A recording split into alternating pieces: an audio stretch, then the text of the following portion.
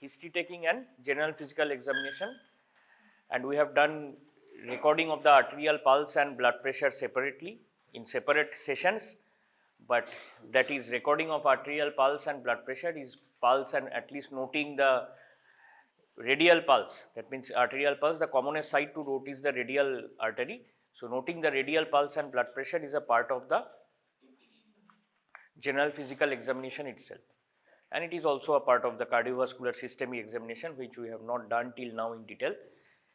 We have done only pulse and blood pressure. So what are the criteria for physical examination or just examining a subject?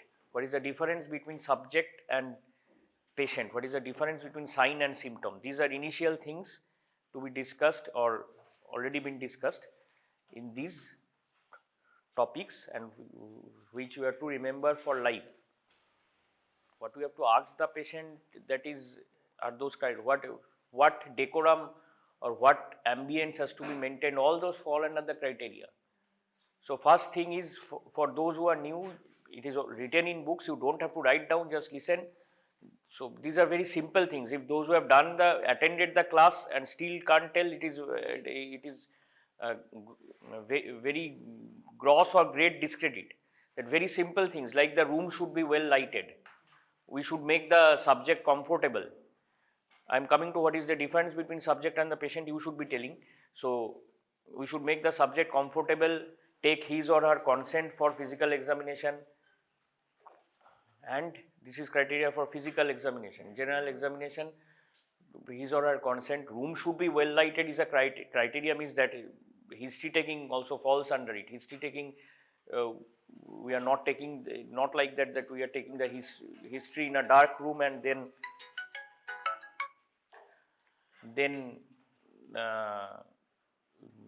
going to some other area to physically examine him or her. So the room should be well lighted. We are talking to the patient. When you become a professional, probably you are physically examining him or her and asking certain things side by side simultaneously. So when we learn it as history taking, that what we should ask, what points we should, that means what relevant history means here, whatever information we have to gather from the subject. So in case of a child, in case of a very young child, maybe it is, in most cases it will be his or her mother or the guardian who is accompanying him or her. In case of a adult person, but who is psychologically not very sound, some person is accompanying him, but mostly if it is better to ask about the illness,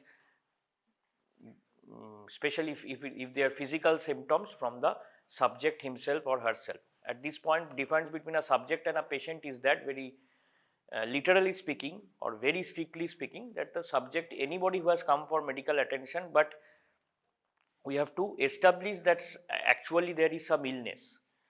So without establishing that, the subject should not be called a patient, but once established that yes, some issue is there which should be medically addressed, then that person should be called individual should be called a patient. This is the difference, simple difference, but literally we should say this is the subject, anybody who has come for medical attention. Probably sometimes people come that I require a fitness certificate, that I am a medically fit, I want to join some service, but they want some fitness from the general physician or the relevant. So if it is fitness about the from the ophthalmological point of view, about the vision and all, so that person has to visit the ophthalmology OPD in certain institutions or an eye specialist. The eye specialist will render that fitness for that part. So ultimately one registered medical practitioner has to sign the document, which becomes a legal document, and he has to show to he or she has to show to say get any job, or for certain jobs like joining the military and all. So there should be those are legal things. There are certain rules that are to be followed. But my point of telling it here, mentioning these things here, is that right now is that we are differentiating between a subject and a patient. So that person is probably shouldn't be called a patient, that individual who is a subject. You render him medically fit, or you render him medically fit so that that serves his or her purpose. Or sometimes there may be cases where the person is thinking that some medical issue is there to be addressed, but you examine him or her physically, and you, through your medical knowledge and intelligence, you convert that actually there is nothing to be addressed. So you have as a doctor, you have the right to write that actually there is no medical issue, so there is nothing to be addressed actually. These things have to be written, and that also becomes a medico-legal document. That is a legal document, that you have examined him or her and found out that there is nothing actually to be issued. So that is probably the difference between a subject and a patient. And a difference between a sign and a symptom is that during this gathering of information, the subject will complain of some issues, like I have been having fever for 5 days, I have been having headache for certain number of days or certain number of hours, I have been having, say, any other thing, pain in the belly. Okay, so as a layman, the subject will speak out pain in the belly. Okay, so you have to write it as pain abdomen, okay, like this. So these are symptoms, these are called symptoms, the issues or the characteristics, the medical complaints which are expressed by the subject.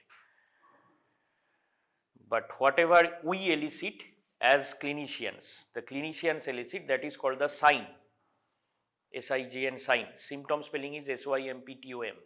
So that is called the sign. So like you measure the temperature, either measuring the temperature with the back of your hand or you use the clinical thermometer. So you note the temperature. So that is the sign. So the person is, another example is the person is complaining of pain in a certain part showing over his abdomen, his or her abdomen, and telling pain in the belly. So you again you palpate. We will come to what is palpation. Most of you already know. So we palpate that part of the abdomen, we press with the hand, and suppose the pressing with the hand brings some more pain, or the subject feels more pain, but you write it as tenderness noted in certain region, in that region. So that is tenderness. So tenderness is the sign, pain is the symptom, fever is the symptom, temperature is the sign. So this is the difference between sign and symptom. So we'll concentrate as the exam is nearby, and these 3-4 people you have joined, you have very joined newly. We'll concentrate on physical examination today. What are the points to note in physical examination? History taking we can discuss again. We can. It is important as it is given in your syllabus. So history taking, basically you have to gather the information. So we have to note the name, age, gender. That is obvious. Name is for information. Name does not relate to any medical issue. Obviously doesn't depend on the name. It is not related to the name. Name is just for identity. But age, gender, occupation, address, everything may somehow be related to the medical illness. Like for address does not mean means yes. You note, probably you are noting down the full address, or if you are working in an institution, then already the institution, before sending the subject to you to be examined, already noting down the address. So address, what is important is, why is the address important? Not for the house number, okay, but for the whether the person is if the person is from a slum area, so it relates to the hygiene conditions. So all these may be relevant. Only name is obviously for identity, for nothing else, but age may be related to the illness. There are certain illnesses that depends on age, that depends on senility, that is old age. There are or depend or is relevant. Actually the word should be called, it is relevant. The gender, male or female. So you already know that some diseases are, which diseases? Hereditary. In case of hereditary diseases, those are X-linked or sex-linked recessive diseases. Those are carried in females, but the sufferers are the males. So there are certain things which are related to this gender, or there is a more propensity. There is no medical proof of that, but it has been seen, it has been noted that these occurs commonly more. Why we don't know still, more or males in more or females, there is a propensity towards females. Not that every disease is like 1:1, that every means even without any certainly a medical proof, it is not 1:1 that 50% we don't know. So some diseases are there which we know, which we will come across as you go on studying this learning in this medical school, that there are certain diseases which are more prevalent in males, certain which are more prevalent in females, although there is no why we don't know. So everything is important, only name is for identity. There is a heading called in history of present illness, chief complaints, followed by this patient particulars. These are called patient particulars, although very strictly speaking it should be called subjects particulars. Again, till we establish some illness, it is the subject particulars, the particulars of the individual. But except name, every particular is somehow, maybe not always, but may be related or may be relevant to the ultimate we are or the treatment we are progressing for, the treatment or the management of the individual. So next we have to talk of chief complaints. We are going very short, we will discuss this in a very briefly today in 2 or 3 minutes. Chief complaints, that what are you have to note the subject. Sometimes there will be subjects complaining of a lot of things, 7-8 things together. I had fever, I had throat pain, I had neck pain, I have having also some itching for 1 month or so. So you just try to, from your medical knowledge, you just try to gather, okay, these might be itching for 1 month, this might not be a very serious issue right now. So right now I should address this fever for 5 days and very high fever. This is the particularly, this will be the chief complaint for now. So maybe that complaint is not very relevant as of now. That is a common, that is something common or something very, again the word which comes to my mind is gross, that is that should not be called like that, but itching, say I have having some. So next you may ask that are you having this for some more time, or what causes these, do you have some that allergic reaction you develop to some food or not, then you should, so that is, but you will, as from your medical knowledge as a medical professional, you might gather that this fever and body ache, like in certain diseases, like you have heard of dengue fever. So fever and body ache, severe body ache for few days, that may relate to dengue fever. This dengue has become very prevalent in this last decade, 1 decade, more than just one and a half decade in this state. So right now that is the most important things to be addressed. Then under chief complaints you write that any these associated complaints which are maybe not much relevant at that point of time, but still the subject is asking you that yes, these are also to be addressed. You write down that in the next heading under history of present illness. History of present illness. So name, history of present illness is elaboration of the chief complaints plus the associated complaints. Okay, elaboration of chief complaints and associated complaints. So patient subject particulars of the individual, including name, age, sex, name, age, gender, occupation and address. Then chief complaints, history of present illness, then history of past illness, any previous very major medical history of many surgical history. Okay, very relevant. Okay, I had suffered from, there is a disease, you heard of the disease, I think, a disease called tuberculosis. So that this is just one example, which has, maybe the person has suffered 2 years ago and now this is recurring. So these things happen. So very relevant major and medical history, surgical history, or where you due to some illness or the other, where you admitted for a long time.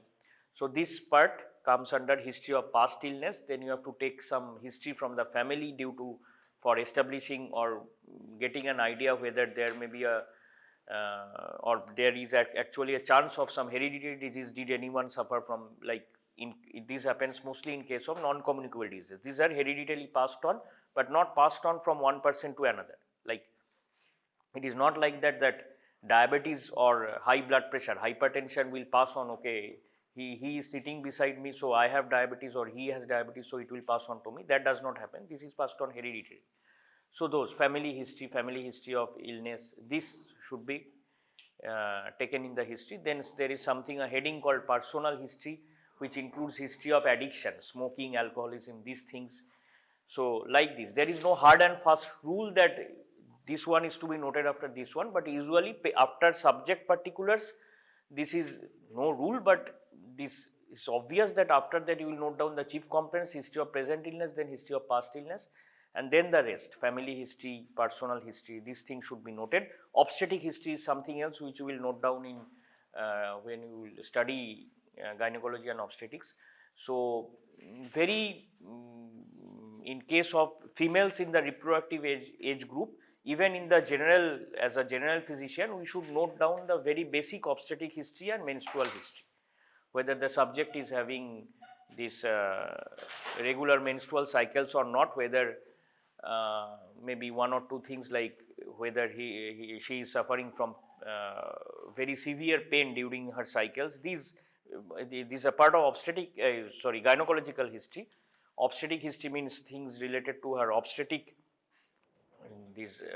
any information about her in the past about these are childbirth and these things. But even as a general physician, we should note a bit of it, but that relates more to the that is more a function of the gynecology and obstetrician she should be visiting. Why should we note? Because if we have to send her, like you say she is having severe pain during the menstrual cycles, so this is something called dysmenorrhea, you have to send her to refer her to an obstetrician, so to an obstetrician, rather to a gynecologist and obstetrician. So that is very briefly note down that. So all these points are to be noted, and then we pass on to general physical examination. For that, the criteria are the room should be well lighted, or the area where we are examining him or her should be well lighted. Like there is something called jaundice, yellowish discoloration of the skin or mucous membrane. This is very difficult to note in very dim light, and it won't be, actually it can't be noted. So it is ideal to note it in daylight. So now if daylight is not, that we won't note jaundice, we won't try to look for any yellowish discoloration if we are examining during the night time. So light should be very bright and all, but ideal is daylight. So this is one thing that we should examine the patient under properly lighted conditions, proper lighting. We should make the subject comfortable. We should take the consent of him or her, just not grab someone by the neck and start examining him or her. So take the consent, and for a subject of the opposite gender to the clinician, there must be present an attendant who is of the same gender as that of the subject. So if the subject is a female and the clinician is a male, then there has to be a female attendant. If the subject is a male and the clinician is a female, there has to be a male attendant. Clinician is a female, subject is a male, there has to be a male attendant. Usually we stand on the right hand side of the subject. We means as clinicians, we examine from the right side. This is a bit of a historical concept. Maybe earlier it was developed because most of the human beings are right-handed, so as clinicians they are right-handed. Some left-handed, even clinicians, if he or she is left-handed, even most of the things can be done from the right side. According to convenience, sometimes we shift, but mostly the clinicians is on the right side of the subject while examining. Especially if the subject is lying, we examine from the right side. There are certain things like palpating for the spleen, noting for the spleen, any enlargement of the spleen. spleen, liver, these organs can't be examined from outside with the clinician's hand if they are in normal in size. If they are not enlarged, then they are not possible to feel with the hand. Okay, the word palpation means feeling. To feel with the hand, they have to, if they are enlarged, only they then can be felt. So sometimes spleen examination is done from the left side. Usually this is also possible from the right side. That means looking for enlargement of the spleen. This is called organomegaly, enlargement of organ. Organomegaly means enlargement of the liver or the enlargement of the spleen. So sometimes we have to go to certain examinations, we have to do from the left side, but mostly it is possible from the right side. So these are some basic criteria for general examination. Now the points to note are, you should already say, which she started speaking out, but don't speak out like that. So we had already mentioned. So this that we should be actually noting from head to toe. Like say we are noting for pallor. There is something called pallor.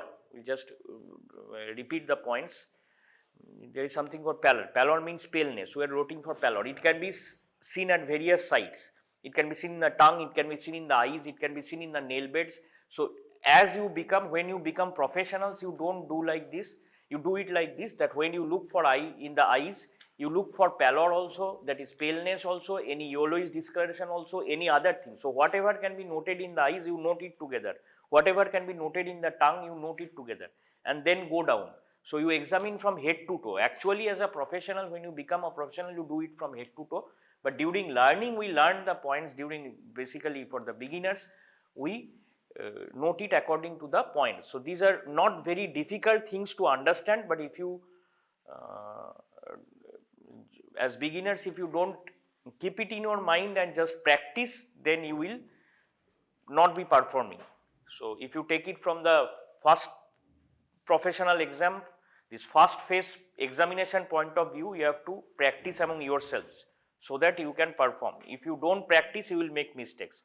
So the points to know, sir, as soon as a subject enters, if it is an outpatients department, or as soon a subject is already, suppose subject has been hospitalized, the doctor who advised this hospital admission to be admitted was maybe your junior, and now obviously he or she is also expected to see certain things and take that judgment. The subject is already hospitalized, and in 99 or maybe in 100% cases, hospitalization means the subject has some medical issue. So now that person can be called a patient. You as a consultant or as a consultant or a senior medical clinician, you now go to examine him or her. So now he or she is hospitalized, you are going to the inpatients department to examine him or her. So basically, even before touching the subject, even before going near the subject, you are just approaching the bed, where the subject is lying, so there, or sitting. So you can make an idea about the general build and nutrition. If as a clinician you are seated in an outpatients department or in your own clinics, you say in any clinic, so in any facility where there is a clinic for medical examination, even as the subject is entering, is still not seated, you just look for general build and nutrition, whether the subject is very obese or very lean and thin, we use the term, there is a term called cachectic, C-A-C-H-E-C-T-I-C. So that is called cachexia, usually in certain in carcinomas, in cancers. So the subject becomes very weak, the muscle mass is lost, so cachectic look. So this very lean and thin, very obese, or there is a definite, say, a very large scar mark over the forehead. So obvious things which you note, even that can be noted by who are not medical professionals. So those things you note and you keep it in mind. I have to ask about this, whether when I talk to the subject, or if the subject is there are certain constants where the subject cannot speak it out for himself or herself, like maybe in case of that means psychological illness, or the subject is unable to speak, actually physically unable to speak. So anybody else on his or her behalf has to speak out. In case of a very young child or newborn infants, this will be the subject, this child's mother and all. So these things you have to keep in mind, that general build and nutrition. This is more relevant in case of an adult subject or at least a slightly grown up child. You don't look for general build and nutrition of a newborn baby who was noted 1 day ago. Like you don't ask the mother of a infant whether he or she smokes or not, like that. So stupid things don't ask. Just during history taking, you have to remember that that has to be relevant. So this build and nutrition, then we look for some vitals, like the vitals which are called the vital signs: pulse, blood pressure, respiratory rate and temperature, these 4 things. Then I asked you to remember it like 4, 5, 1. Okay, so 1, 4, 5, 1. Okay, 1 is build and nutrition, next 4 are pulse, blood pressure, respiratory rate and temperature, next 5 are pallor, cyanosis, jaundice, clubbing, edema. So what are those? Pallor is paleness, cyanosis is bluish discoloration of skin or mucous membrane, there are certain reasons. Jaundice is yellowish discoloration. Jaundice, another term is icterus, ICTERUS. It is yellowish discoloration. Pallor, cyanosis, jaundice. Clubbing is loss of onychodermal angle. If you just look at your nails, then between the nail bed and the skin, just adjacent to the nail bed, there is that it is not straight. Okay, so whether that angle is persisting or not. So loss of onychodermal angle. Onycho comes from nail, dermal comes from skin. So that is to be noted. And edema is definition of edema is fluid filled interstitial spaces. Okay, fluid filled interstitial spaces, that has to be noted by physical examination. And at last comes, so last one which I am telling about, 4, 5, 1, 4, 5, 1, that one is neck veins and neck glands. So these things we have to note. Today I just mentioned the points. You will now go to the clinical lab. Those who are new ones, they will I think probably they will be seeing it for the first time. So pulse, blood pressure, you have not attended, you are not joined till then. So for the blood pressure measurement, we require sphygmomanometer. So for pulse and blood pressure also, certain points are to be mentioned. How to note them? So there are certain criteria. Criteria means there are certain steps to be remembered, that we have to do this and this. So for the who have newly joined, we'll just show it over there. Okay, pulse and blood pressure, and others also, that other points also, this pallor, cyanosis, jaundice, clubbing, edema. So if we now just try to explain it here, then it will take more time. So today we'll just show it over there to U4, those who are there, and for the others, you just keep on practicing. On Saturday, this, I think, same thing will be repeated. There is nothing to teach. You read the topic and come and again practice it. Okay. So for the blood pressure measurement, this measurement or estimation of blood pressure, recording of blood pressure, we require some instrument called the sphygmomanometer. One criteria which I missed out is, not missed out means this is also, that is proper exposure. That is also one of the criteria for physical examination. So like to measure blood pressure, so ideally what it should be, this part should be bare. This part means, so actually, this is your first class. So you did not attend clinics earlier. You are not joined. I am telling about this practical class clinical session you have not attended. It wasn't clear to you. So, okay, you can stand.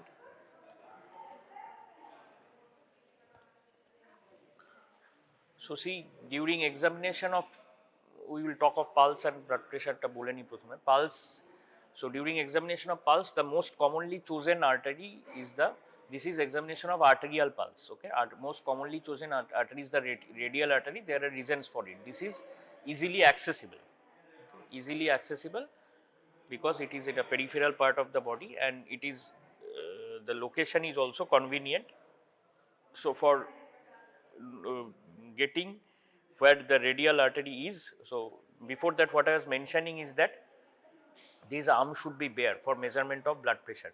Whatever examination we are doing, there should be proper exposure, and that is one important criteria which I missed out when I was speaking in the demonstration room. So that is, if you have to perform the say examine the respiratory system, then the chest and the abdomen has to be bare.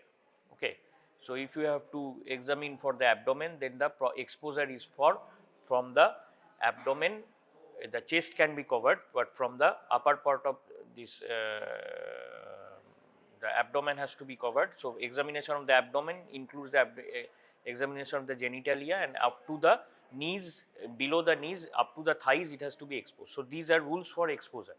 Okay, and others we have already mentioned, that proper lighting, female attendant if the subject is a female and the clinician is a male, these things, or the opposite, the vice versa. So in case of, so that is one important criteria. So during, from the examination point of view, during your first prof exam, what will the thing is that in most cases, most probably your own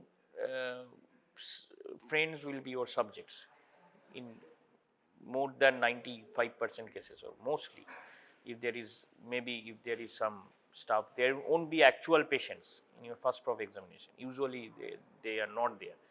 If there are actual patients, you have to go to the ward, then also that will start from next year. Then actual exposure has to be done with the female attendant. If the clinician, in that case, if the candidate for the exam, then you are a male. If you are female, then there has to be a male attendant if you are examining a male subject.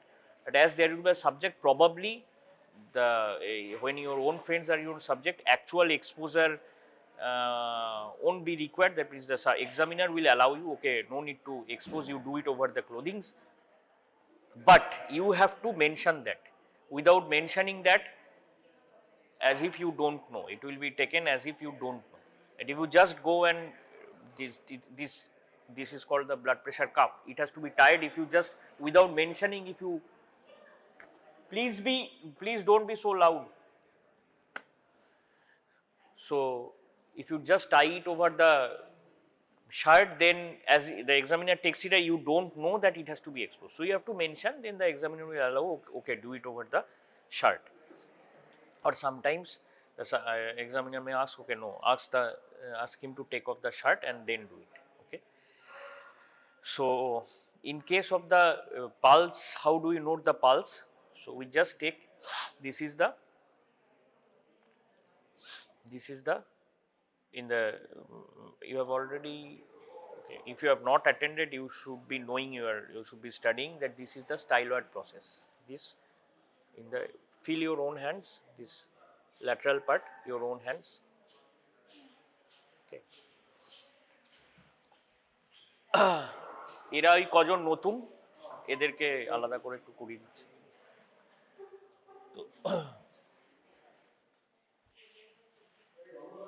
তো this is the feel আগে feel করো নিজেদের style, তুমিও করো নিজের styloid process. I am treating him as the subject, no, নিজের styloid process. So styloid প্রসেসের you have to semi flex, এই টার্মগুলো এতদিনে জানতে তো হবেই এবার। Semi flex, flexion means, this is called flexion. তার মানে দুটো জয়েন্টের যে দুটো একটা জয়েন্ট, মানে একটা জয়েন্টের দুটো দিক, দুটো বোনের মধ্যে যদি জয়েন্ট হয়, সেইগুলোকে কাছাকাছি আনা, সেটাকে বলে ফ্লেকশন। সুপাইন মানে কি? ফ্লেকশনের উল্টো হচ্ছে এক্সটেনশন। যেমন এই এলবোকে ফ্লেক্স করার পর আবার এলবোকেই এক্সটেন্ড করা। এলবোকে ফ্লেক্স করা হচ্ছে বাইসেপসের কাজ, এক্সটেন্ড করা হচ্ছে ট্রাইসেপসের কাজ। এগুলো অ্যানাটমিতে তো হয়তো দেখোনি, যে ক্লাস মিস করেছো, দেখতে হবে আসতে। বাইসেপস থেকে বাইসেপসের কাজ, এখানে বাইসেপস থাকে, পেছনে ট্রাইসেপস থাকে। বাইসেপস ব্রেকাই, পুরো নাম বাইসেপস ব্রেকাই। সেরকমই রিস্টের ফ্লেকশন এক্সটেনশন হতে পারে। রিস্টের ফুল ফ্লেকশন হয় না, মানে এলবো ফ্লেকশন যত ডিগ্রি অবধি সম্ভব, রিস্ট ততটা সম্ভব নয়। সেই ফুল ফ্লেকশনের সেমি যদি বলি সেই টার্মটার নাম হচ্ছে সেমি ফ্লেকশন। সো রিস্টের semi flexion and semi pronation করতে হবে। প্রোনেশন মানে কি? সুপাইন পজিশন কথাটার মানে হচ্ছে যদি আমরা ধরি যে একজন শুয়ে আছে তাহলে তার ভেন্ট্রাল সারফেসটা ওপর দিকে। সবাই বাংলা বোঝে তো? You don't understand. So tell that. If you are not following, then you should tell. So semiflexion, supine means the dorsal, the ventral aspect is facing upwards, the dorsal aspect of the body is touching the horizontal surface. Just opposite is pronation. Now in the anatomical position you already know, I think, anatomical position. In the anatomical position what is, so as if in this anatomical position pronation means just turning this. Pronation of the hand means is turning the hand. Medically what is the, which part is the hand? Medically, in medical terms only this part is the hand, this part. It is not like literally English term whole upper limb we call as the hand, but here it is arm, forearm, between the shoulder joint and the elbow joint is the arm, between the elbow joint and the wrist joint is the forearm, between the distal to the wrist joint. What are the meanings of the terms proximal and distal? Proximal means towards the heart, distal means away from the heart. Medial, lateral, all these terms you know. So all these are to be, we use these terms when we speak of maybe internal organs or certain body parts in relative to one another. So the thumb is lateral to the index finger. So thumb is the lateral most finger in the hand. In case of the foot, the great toe is the medial most finger. Just think of the anatomical position. But the middle finger is lateral to the ring finger, but it is medial to the index finger, like this. So semi-flexion means flexion, just semi-flexion means not full flexion. The full flexion of the wrist joint is possible up to this. So semi means somewhat between the full flexion and no flexion at all. Okay, that means fully extended, or extension will mean this, or this neither extension nor flexion. So semi flexion means not exactly half, but somewhere between that. Semi pronation means somewhere between this. So why this semi flexion and semi pronation of the wrist joint is to be done by the examiner before looking for the radial artery, especially for beginners, because sometimes this is, in case of obese patients, it is difficult to find the artery. So the artery is conveniently located. Still it will be better accessible if this semi flexion and semi pronation is done. Now you can't ask, like communicating with the subject is very important, proper communication. You can't ask your subject semi flex and semi pronate. He or she understands nothing about flexion and pronation. Okay, so you have to either guide him or her that I am doing like this, you do the same, or you have to do it on your own. Before that you have to take the consent. I'll examine you, please cooperate with me. I'll examine you, please cooperate with me. If you feel any problem, then tell me. If you have any issue, then tell me. I won't hurt you, I'll just examine you, please cooperate with me. After that you can do it. In this case, after telling this, you can do it by your own. Okay, that is, you passively do it, semi flex and semi pronate this, or you show him or her and then do this, and then look for the, just beside the styloid process, look for the radial artery and use these 3 fingers. Okay, as soon as you located, use these 3 fingers. These 3 fingers, if you are most of you will be right handed, so use the 3 fingers. So which will be the, any middle finger will be in the middle, obviously. Either the ring finger, this index finger will be proximal, ring finger will be distal, all the opposite can be. Ring finger will be proximal, index finger will be distal. Proximal means towards the subject's heart, that means towards the midline of the body.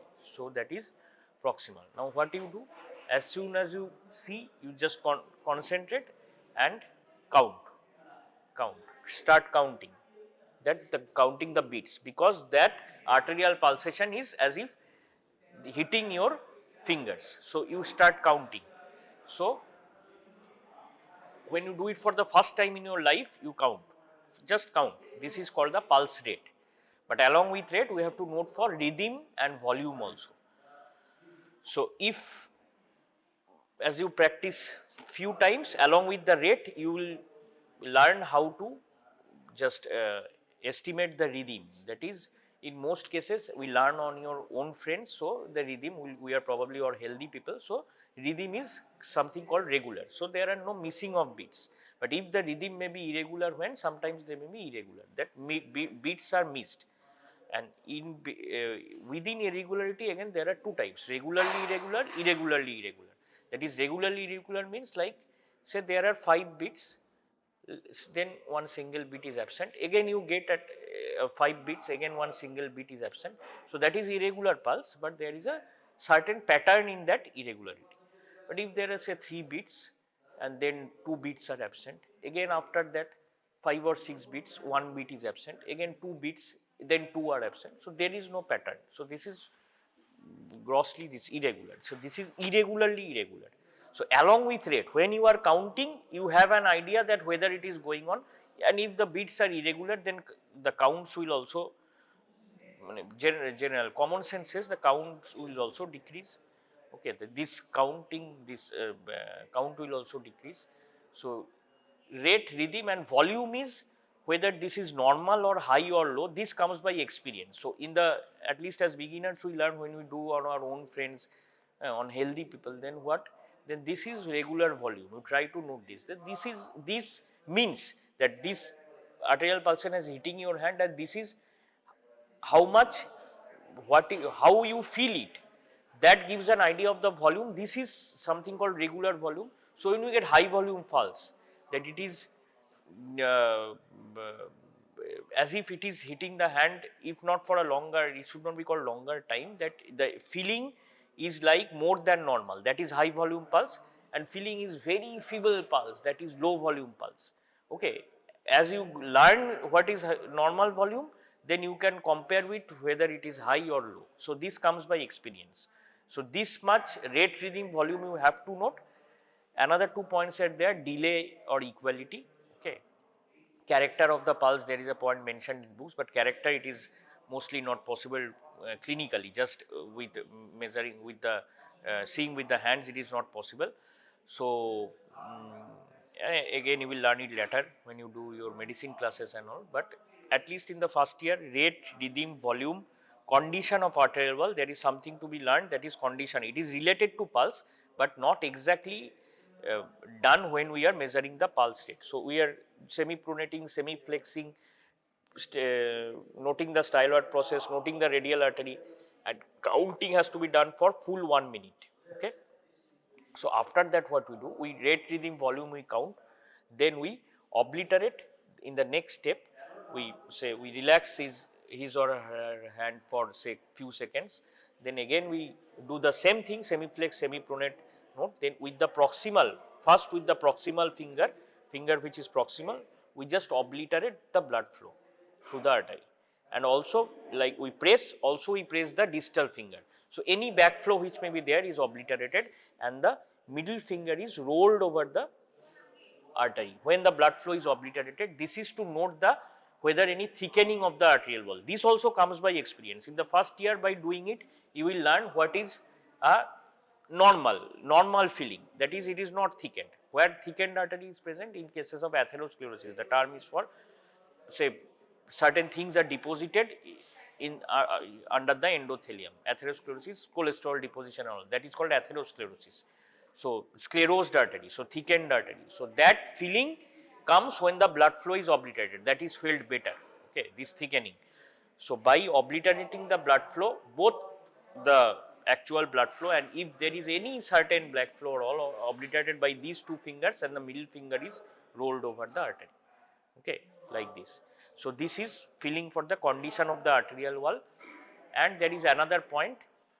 So in the first year, these 5 points will be sufficient: rate, rhythm, volume, condition of arterial wall. Another point is delay and equality. Delay means you keep your either 2 hands on the 2 radial arteries, and whether they are synchronous. If one is coming at a certain point after another, then there is radio-radial delay. Or one hand on the radial artery, 3 fingers of another hand on the femoral artery. Femoral artery, if you are already doing inferior extremity in anatomy, you will know femoral artery. So at least in the first internal assessment, we will not ask you to do those things. Radio-femoral delay. So radio-radial delay, radio-femoral delay. Likewise, most peripheral arterial pulses can be seen. So it is actually if we do pulse examination in detail, you have to see most peripheral pulses, all peripheral pulses which you still don't know of, including the carotid pulse. Okay.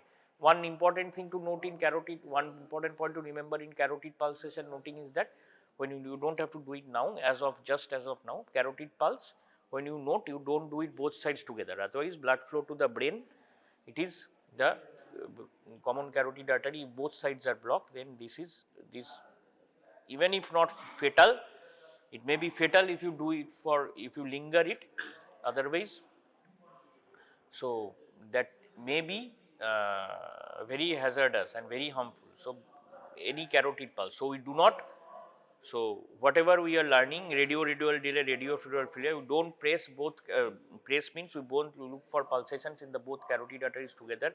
If blood flow is somehow obliterated, it will be very harmful. So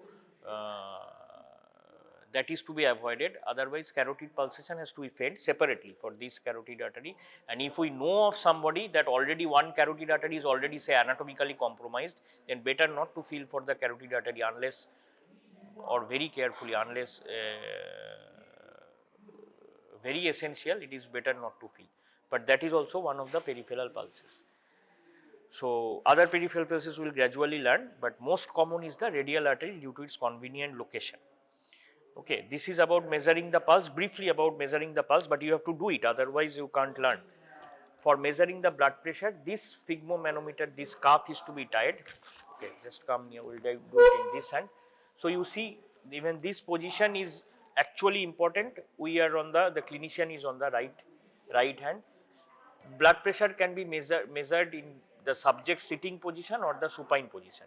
But if there is sitting position, then there are some criteria again to be followed. The foot should be raised above the ground. Okay, these criteria to be followed, and this part should be bare, because actually this is indirect measurement of blood pressure, indirect method. Still earlier what were used when we were in studying in the MBBS schools, we are in MBBS, those sphygmomanometers with mercury columns were used. Okay, so those mercury columns were there. So these have been replaced by this, but these have been synchronized according to the mercury readings. So these readings are same. So these readings are still in millimeter of mercury, synchronized with those types of. And today there are those battery operated these machines, which are actually they can be used by laymen only. They have to be, only point is people have to be literate to note the readings, otherwise it is for laymen. Okay, just tie and then the rest the machine will do on its own. Just press the on switch, there is a switch, so rest the machine will do on its own.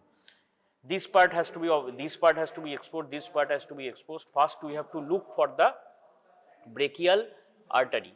Where is the brachial artery located? There is a hard structure, you can feel it in your own hands or own elbows. There is a hard structure, you just semi-flex. There is a hard structure, this one. Okay, this hard structure is the tendon of the biceps brachii. There is a median nerve, there is a tendon of the biceps brachii. You should see it during the dissection of this part. Tendon of the biceps brachii, and medial most is the brachial artery. So you have to feel for it. After semi-flexing, you note the brachial artery. So just take off your watch, because the watch is right over the radial. So what we do is, there are two methods and both are essential. Two methods means there are not two alternative methods that you do one and miss the other. Two methods means two steps in measuring the blood pressure. One is called the palpatory method. Okay, you ask the subject to press this one. Sometimes these sphygmomanometers, as they are going on being used, there are some mechanical they are actually, as they are being used, there are some mechanical torsions and all. So these will not be as good as it was in the initial stage. So you just ask whether just ask them to press, so that my idea is the blood flow has to be obliterated. The principle is the blood flow has to be obliterated. This is called laminar blood flow. Normally blood flows, that is called laminar blood flow. When the blood flow through an obliterated artery returns, that is the blood flow for at least for several seconds, up to say maybe nearer to a minute, the blood flow is turbulent. Gradually it can become laminar. So that turbulent blood flow produces sounds, otherwise there is no sound. So this characteristic we use in measuring the blood pressure, and this is indirect measurement. Direct measurement means directly introducing the cannula into the artery and measuring the blood pressure. The mercury column will give the reading. So that is not practically possible. So in say subject is admitted to an is a very critical stage, is in an ICU, then it is arterial cannulation is done from some other purpose, and also measurement of blood pressure is done from that artery simultaneously with the specific instruments are there. But with the usually this by this sphygmomanometer we are doing indirect measurement. So actually it is it is not overcoming the pressure of the blood in the arteries only, it is also overcoming the pressure of the skin and the subcutaneous tissue, and as we go on the layers are increasing above it, so the result is giving more error, that is it will give a higher result than the normal, because this has to actually what is noting, it is noting the pressure which is to overcome. So suppose someone has put on a t-shirt, then a shirt, then a sweatshirt and all. So all these are putting up layers and adding up to that pressure. Okay. So that has to be a bare hand, and so that only, even if with a bare hand, what error is there? That slight error, that the over the arteries there is the subcutaneous tissue and the skin over the blood vessels. So this is the first step is, again similarly by semiflexing or semipronating if required, then we look for the radial artery. And this sphygmomanometer has to be at the level of the heart. Usually we can put it over here also for better noting, so that we can note the. Now hold it together. You have to ask, and the subject actually doesn't know these things, so you have to instruct the subject properly. Just hold it when I measure your blood pressure. So what I do is keep the radial these fingers over here, and this has to be tight, and then so just this pulse has we have to note where this pulse goes away. This radial pulse has gone away. Okay. Now very slowly I just go up with the radial pulse had gone away has at 120, and we have to do it as beginners as slow as possible. Then we go up say 10 or 20 above this, that means up to 140, and gradually release it.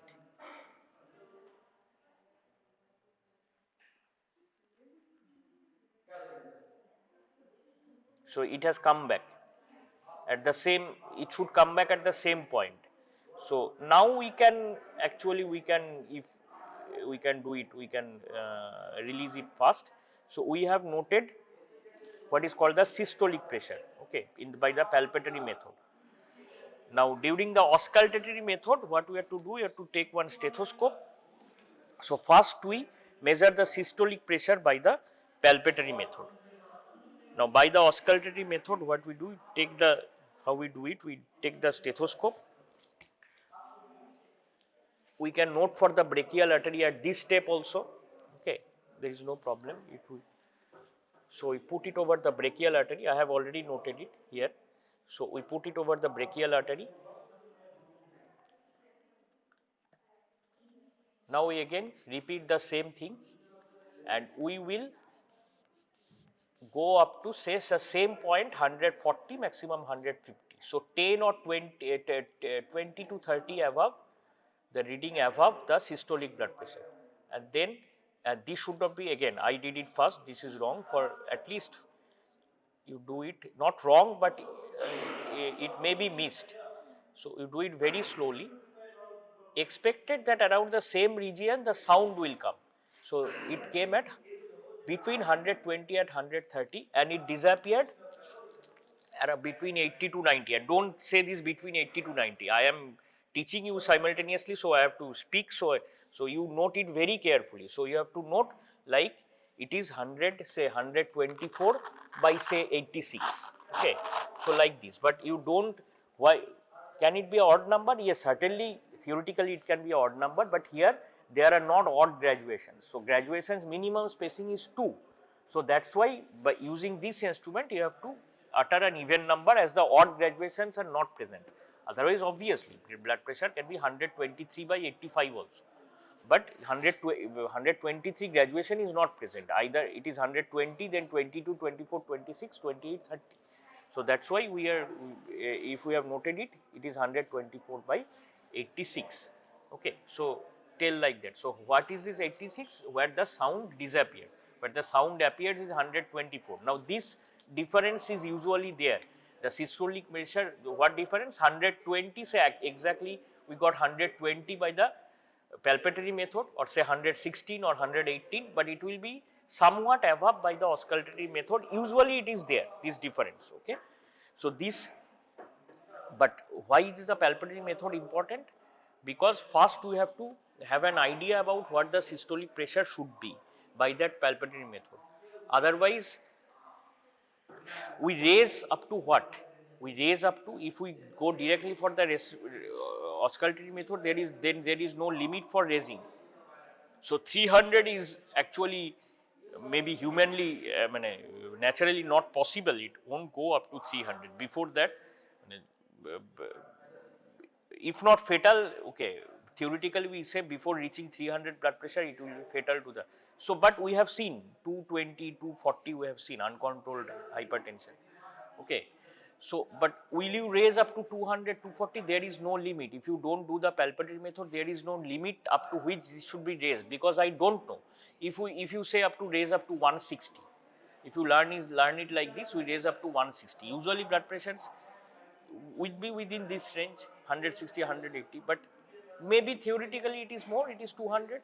So, then you make a very, that means this is completely erroneous, it becomes. So, sounds will appear as soon as you release it, sounds will appear. Okay. So, that gives us erroneous, that we think it to be 160, but actually it is 200.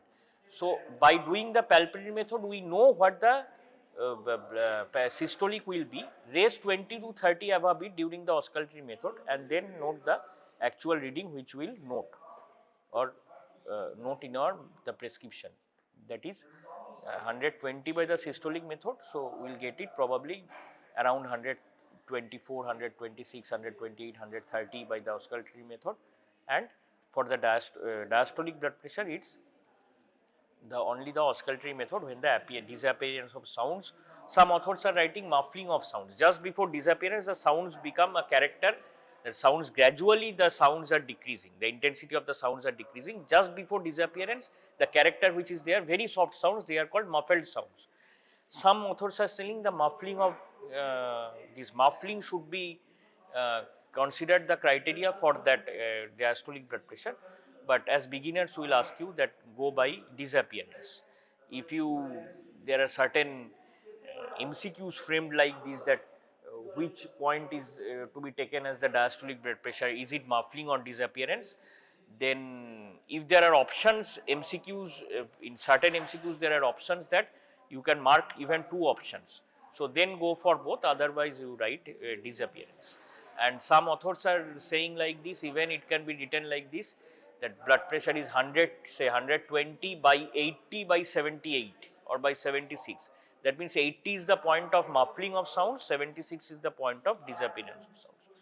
But don't go for such complications, you write appearance, systolic, disappearance, or note it like that, appearance, systolic, disappearance, diastolic. So, this is how to note pulse and blood pressure. But we just talked about it, now you have to practice. Now, other things are like, say we talked about pulse, blood pressure, respiratory rate, temperature. Respiratory rate, there is nothing for me to show like that, the properly exposed has to be there. Better the person is supine, you just, that means we can stand on the toe end of the subject and just count the rate. But what happens is that if we count the respiratory rate, keeping the subject conscious about that, then some respiratory rate may increase. So, what we do is actually just like somewhat fooling the subject, we keep the subject hand on the subject pulse as if we are counting the pulse rate, but actually we count the respiratory rate. Okay, the number of times breathing, it is noted per minute. The usual theoretically accepted way, it is between 12 to 20 per minute, 12 to 16 they say, some authors 12 to 20 per minute. Okay, that count the respiratory rate. This is counting of the respiratory rate. Seeing the temperature is just by noting with the back of the hand over the forehead, over the over the neck, like this. This is very just over the skin, over the forehead, over the neck, but better is to do it with a clinical thermometer if available. Clinical thermometer kept best is ideal to measure core body temperature. It should be rectal temperature, okay, inside the rectal orifice. Practically we do it under the armpits or below the tongue. This is as near. Under the armpits it is probably 1.5 to 2 degrees lesser than the core body temperature. Under the tongue also it is 1 degree lesser. Core body temperature, the best approached externally, it is the through the rectal orifice. Practically mostly it is not done. Okay, then there has to be hygiene issues and all. The instrument should be separate for every single subject, even in case of putting it under the tongue. So it has to be again cleaned by appropriate methods, and then it has to be used for another person. This is for most instruments like this, which is used like this. So that is by the clinical thermometer. Otherwise by the hand you just keep over the skin, especially over the forehead, over the sides of the neck, to note for temperature, but that does not give about the quantitative idea. By the thermometer you get whether it is so many and so many Fahrenheits. So that is temperature. Just take off your glasses. So you just ask, just look up. So whenever you ask the subject to look up, this mistake will be there. The subject will put his head up. So put your head straight, just look up with your eyes. Okay, this is what you have to tell your subject. Your subject doesn't know this. Now look down. So we note the lower palpebral conjunctiva. This is when we ask him to look up. This is noting for the lower palpebral conjunctiva. We note pallor. For in the upper bulbar conjunctiva, we note for any yellowish discoloration, jaundice, and this should be in proper daylight as much as possible. And ideally, so we should remove aside the curtains. Okay, it should be bright light. So jaundice. So take out your tongue. Okay. Now just take out your tongue. Okay. Now put it inside and just roll your tongue. Yes. Just you note the under surface of the tongue. So you have to. If the subject cannot understand in under a single instruction, you have to again repeat it. So we note the tip of the tongue for any bluish discoloration, mostly found in the tip of the tongue, in the areas of the nails. Okay, just at the tip of the fingers, bluish discoloration. So this is called cyanosis. The whole tongue we note actually for pallor, whether it has become pale or not. Okay.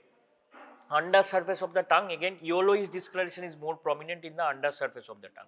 So for jaundice we note these areas. Now when we learn with during just beginners, as learners, as beginners, what we do, we note for jaundice in the upper bulbar conjunctiva, then we ask for the tongue.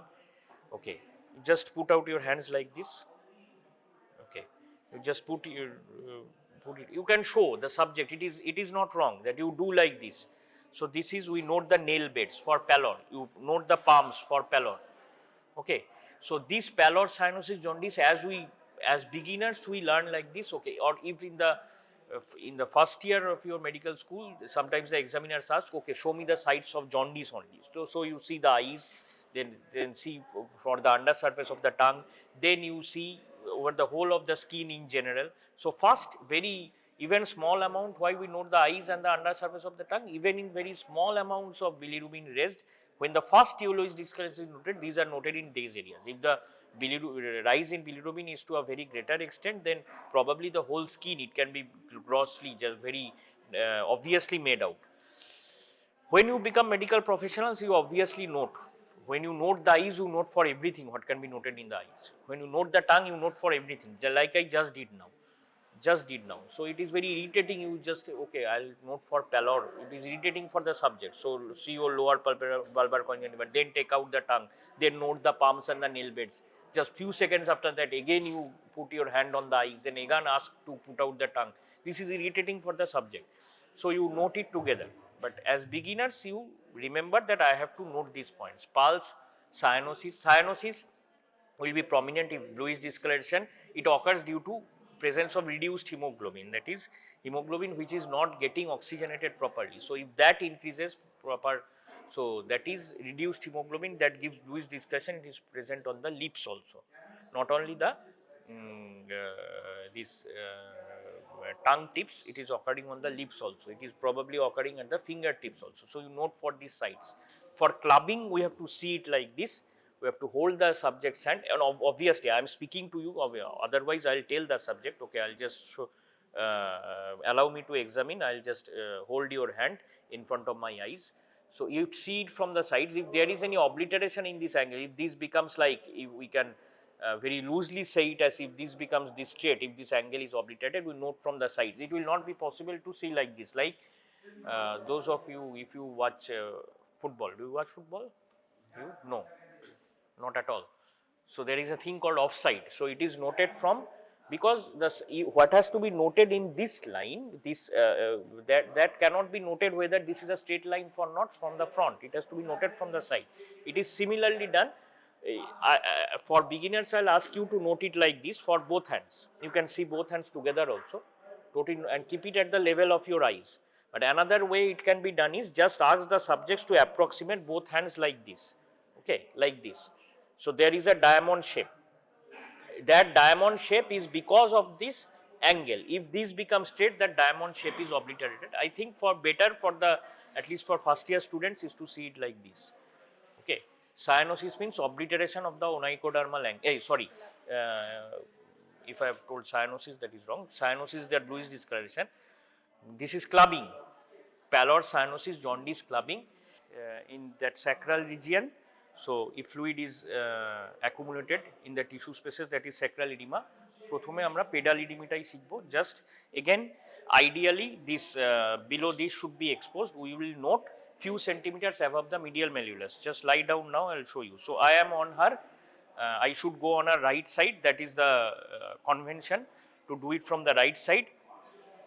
What is the medial malleolus? This prominent bone, and this is the ankle. So medial malleolus, we just above few centimeters, 20 centimeters above the medial malleolus, we press it, few centimeters above the medial malleolus, we press it for 20, as beginners at least 20 seconds. You don't do it for 5-10 seconds and leave it, and we can do it simultaneously on both sides. Remember, whatever can be done on both sides, you do it together. Sometimes if you don't practice, as again in the beginning you make mistakes, you see pallor only in one eye, jaundice in one eye, so you can see it separately, but it is not required. What is possible, you have two hands, you do it with both hands simultaneously. So you do it and look for, there may be a difference, that obviously there may be a difference in observation. So due to some reason there is some more paleness in one eye or some more yellowish discoloration in one eye, that may be an observation, although not very usual, but that may be. So fluid may be accumulated in tissue space in one of the legs but not in the other, okay. So after pressing it, we have to note for how many tissue fluid, then it will take a considerable time to come back to the previous state. So this, okay, but if you don't practice, then you will make mistakes. Okay, neck veins and neck glands, just see it again. Neck veins and neck glands, that is sometimes যখন নিজেদের ঠান্ডা লেগেছে, when you have got a cold, you may have seen এই সব জায়গায় একটু ফুলে যায়. Those are for the first year. Neck veins, again we will talk about jugular venous pressure. If neck veins are prominent, that is venous pressure is raised due to some reason, they are prominent even by inspection. We have not talked of the terms there today. Inspection means just without touching or without feeling for the subject, without just touching the subject, whatever can be noted with our eyes, just by looking with our eyes, that is called inspection. So inspection is one of the, this is one part of the physical examination. So whatever we can note in the over the face, when we are examining the respiratory system, what can be noted by inspection? If there is gross asymmetry in the chest, that the we will talk about this when we talk about the respiratory system, trachea is deviated to one side, just by looking at we can make out. So neck veins, sometimes very prominent neck veins or very prominent veins over the abdomen, just by looking at, even without touching, this can be seen. So whether there are prominent neck veins. and neck glands, this looking for in these sites, okay, usually this over under the jaw, okay, supra this submandibular glands. These glands are, say, they become inflamed and they are swollen. So inflammation is say again something else which we will talk about later, but swollen glands are not, so swollen neck glands. So at least in the first year you learn it very basic things like this, whether just looking, we have to look for the neck veins and look. Interpretation is something else, why these are happening and all. So this is a part of, but as general, when you become a physician, as general physicians, you have to note these some basic points you cannot miss. So say very some important, very critical things in respiratory system, cardiovascular system, as maybe as general physicians they are not possible for you. You just suspect something and you referred them to a certain specialist. But some things like this, like in general physical examination, you can't miss these points. Even these vitals have to be, all paramedics, not only these doctors, all paramedicals have to know how to measure vitals, because these pulse, blood pressure, respiratory rate, even temperature, these are certain things, because temperature is also within a narrow range, it has to be maintained. If it is 104, 105 degrees Fahrenheit, this is there is some serious issue behind it.